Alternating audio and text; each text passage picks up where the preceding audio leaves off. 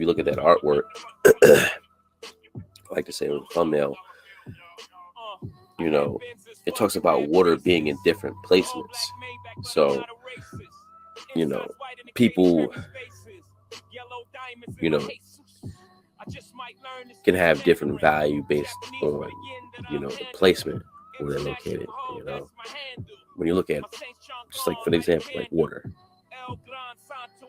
Water is like maybe $1.50 for a bottle at the supermarket, but at a a 5-star restaurant like Cipriani's, it probably costs you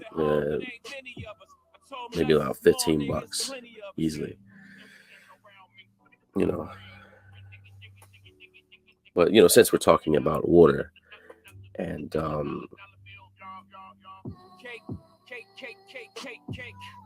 other things, we can see how it can connect with that, water and its different aspects represent weakness and negativeness, as well as cleansing and mental potential, and some cases in life, right? It's like vital energy, in every mental proposition we have, an above and below state, that's just in everything, above the firmament, or the the unexpressed capacities with water. What does it represent? It represents our conscious mind. Let's talk a little bit more about the state of consciousness, but not that that pro-black consciousness. I'm talking about actually just being aware, being really like self-aware, being alert.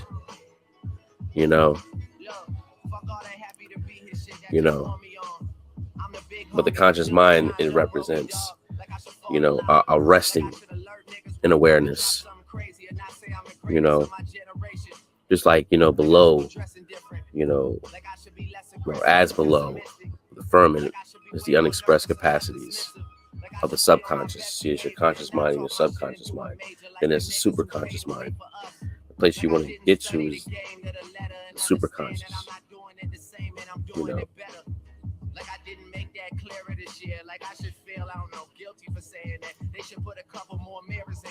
I can say I've had flashes in it.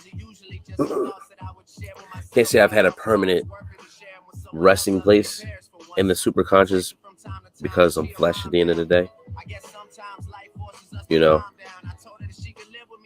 Anything you do, that's fleshly based, fleshly inspired, it's from the subconscious. It's going to basically bring you down. So it's like you're not going to necessarily be in a conscious state, or you won't be able to be in the superconscious. It's just like he says, you won't receive the kingdom, you won't inherit the kingdom because of this. And it breaks down the behaviors of why you won't inherit the kingdom, or the heavens, or the heaved up place, when you look at the 7 seas of consciousness, right?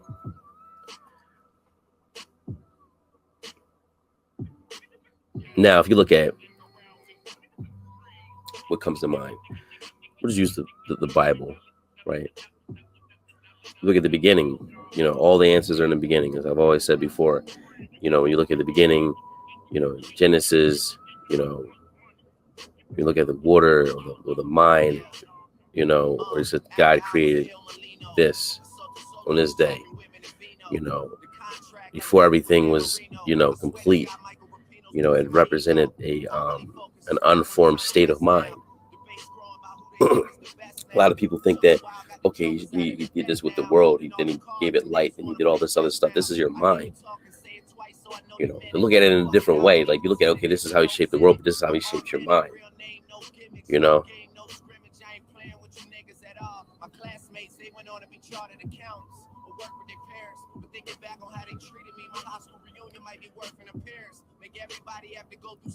That's what you say by the bell, the penile.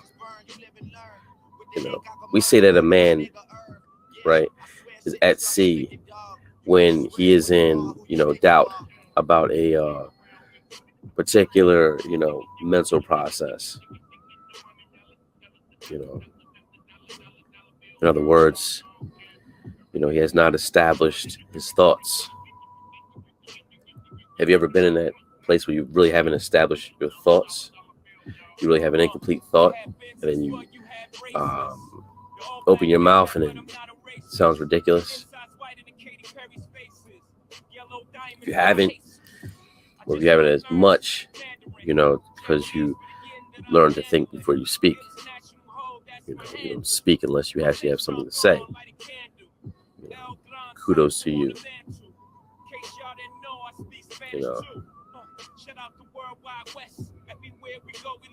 You have to look at it like this. Your thoughts should be principled, right?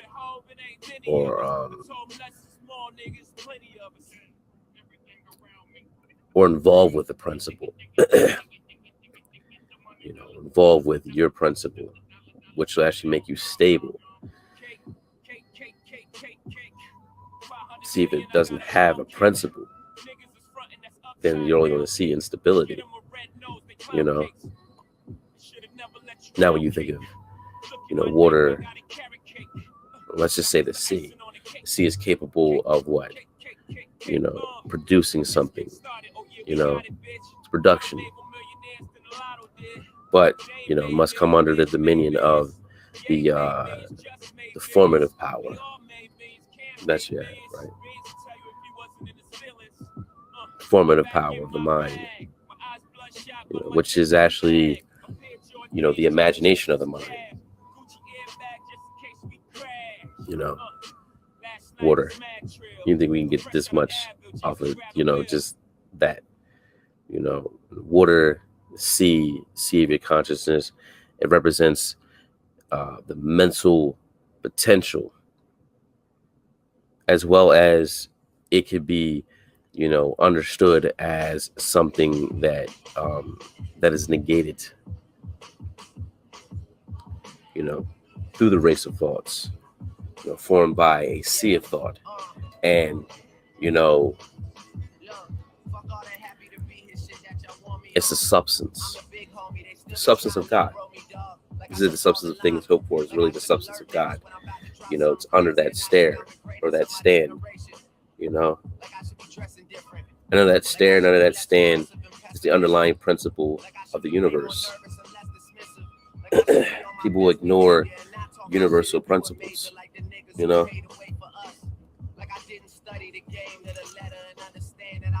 Universal principle brings in balance.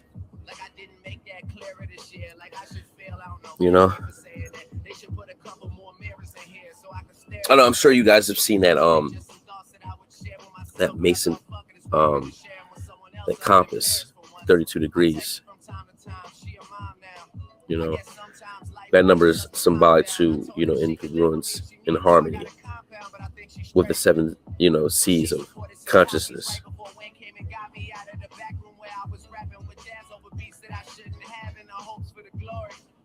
The right measurement, the right build. It's a wise builder. It's a wise builder, with the understanding of God in his true character. Seeing things with, I would say omnipresent, energy that permeates all creation.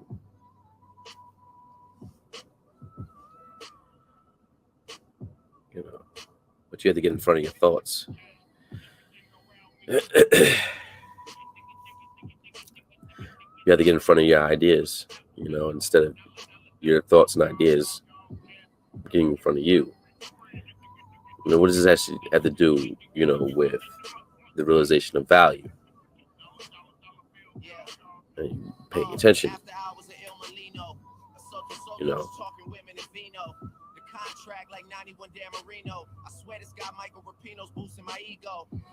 There was a good quote in that song. It said, you know, everybody wants to value. Everybody is after something, right? But it's with the value of nothing. You know, they don't value because they don't know what value is. And more importantly, they don't know what, you know, what value can produce. Totally oblivious to value. You know, that's why it's not necessary to, you know, the walk, you know, on material water to follow Yeshua. Remember, he gave him that opportunity to be in the super conscious, to walk on the material. And what sat in? The fear. You know, he obeyed the lower half of himself and almost drowned, you know, in his own sea of frustration, fear, and anxiety. You know, see, walking on the water is a lesson, you know, and spiritually overcoming things, as well as consciously overcoming things, consciously overcoming something, graduating. You know, it's a lot with that small passage that you can actually pick up. You know, this is where you discover the spirit of that law, you know, and that material expression that just so happens to, you know, adjust itself, you know. And the reason why it adjusts itself is because we live, you know, constantly in a sea of thought that is moved on by every impulse of the wind of the mind. You know, there are greater storms on land than there actually are in the sea. Greater storms in your mind than there are in the sea. There are in the world. You know, it's not the snakes in the world, it's the snakes in your mind you have to deal with. You know, that's far more destructive because, you know, the many minds reached by the physic waves, you know, men need, you know, every day the saving call. Remember I was talking about before about the cerebellum? You know, when you're acting outside of yourself, you're basically acting outside of that bell in your mind. About being saved by the bell.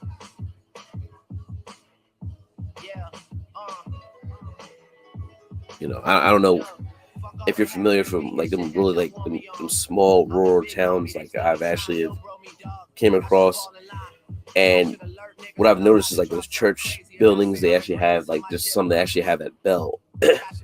Like boom, boom, boom. I ain't make a bell noise. But you get the gist of it. You know, whenever you're acting within yourself, you're saved by the bell. You know, acting outside of yourself, you know what comes with that. You know, majority of men try to sail the ocean of life without sustaining the power of what is in their conscious mind. You know, it's basically the spirit of God. But what happens, they eventually always, you know, go down into the troubled sea, just like, you know, Peter. You know, even those who have been taught, you know, of the master, or still filled with doubts and fears, storms that arise instead of a reality they see with, you know, aspiration, you know, inspiration and variations. I'm not really trying to rhyme or anything like that, but just a lot you can take in. You assess. It's like, in other words, to make it simple, is learning how to make champagne out of lemons. Well, I like to say I don't like make lemonade. I like lemonade, but champagne. And the reason why I say champagne is because you make something, something that they looked at was nothing. Like you go back to this value, but you turn that into something. You gotta look at situations and shit. Like, excuse my language.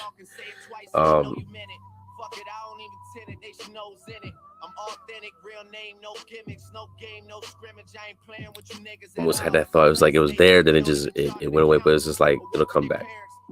Anyways,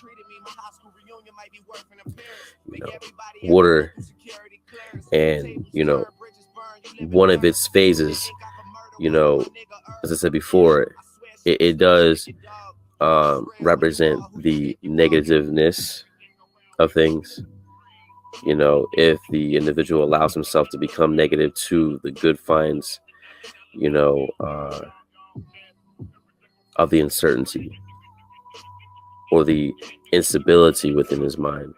And often, his body becomes so submerged in the waters of the negation that his physical condition is low. He becomes weak and an error looking for sympathy. And the results of error helps to produce, his condition. It's funny, like Bruce Lee saying, you need to be like water, without shape or form or whatever like that. It just popped up in my mind just as I was just, flowing. But what I'm basically saying is getting in control, getting in front of seeing your own mind. If I'm going to give you something to basically build on,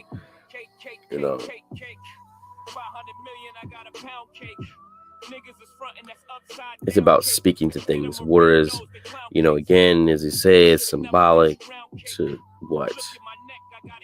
The lack of stability. Because water is, it's unstable. It's flow. As unstable as water is, thou shalt not excel. Right? But the meaning in that, is that we should meet the error, within our thought, at the weakest point, our consciousness. Because the error of that thought, to be met in this case was designated as Judas, our lower self, one of the disciples. Our lower self, as below, so is above. Our lower self is possessed by the devil. Our higher self is possessed by God. It's a tug of war.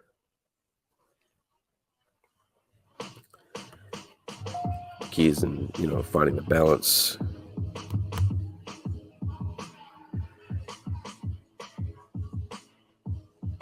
That's the key. It's finding the balance.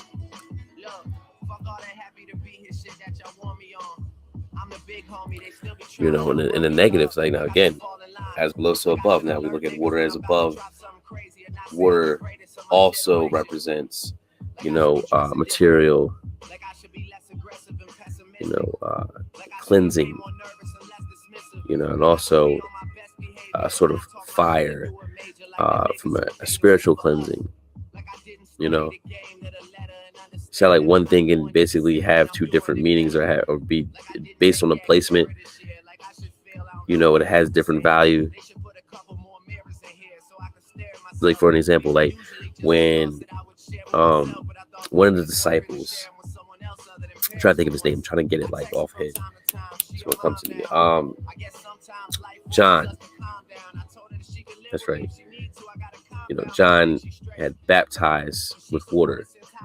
He washed away the sins of the external character. He although he washed away the sins of the external character, he didn't enter into the subconscious. It actually takes something a little bit more significant, a little bit more powerful in water to purify the air of conditions, you know, accumulated by your psyche, you know, is being in the presence of something, you know, being in the presence of truth, being in the presence of truth, facing it is a way of purifying, the subconscious. Because it's a reflection, brings you to the awareness of things, You gotta look at it like this. Water also represents the great mass of thoughts that, conform to the environment. People have said, like, a product of your environment. It's very understandable. Makes sense. To a certain extent.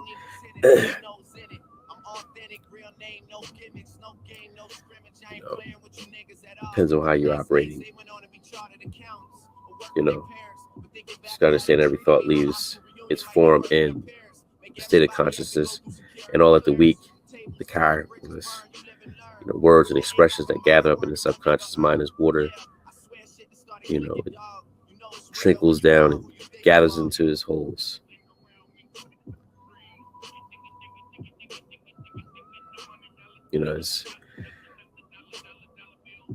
We should know when we know the truth and embrace ourselves into it.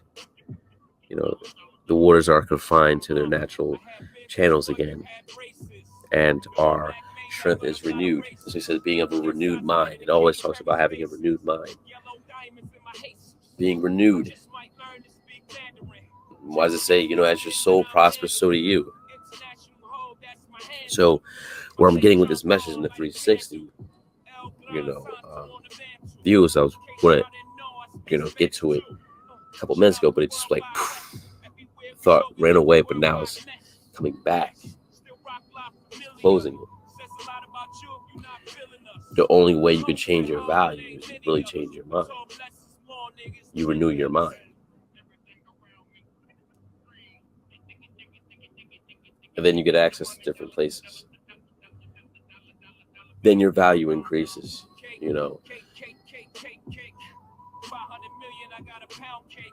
People want their circumstances to change, but they don't want to change.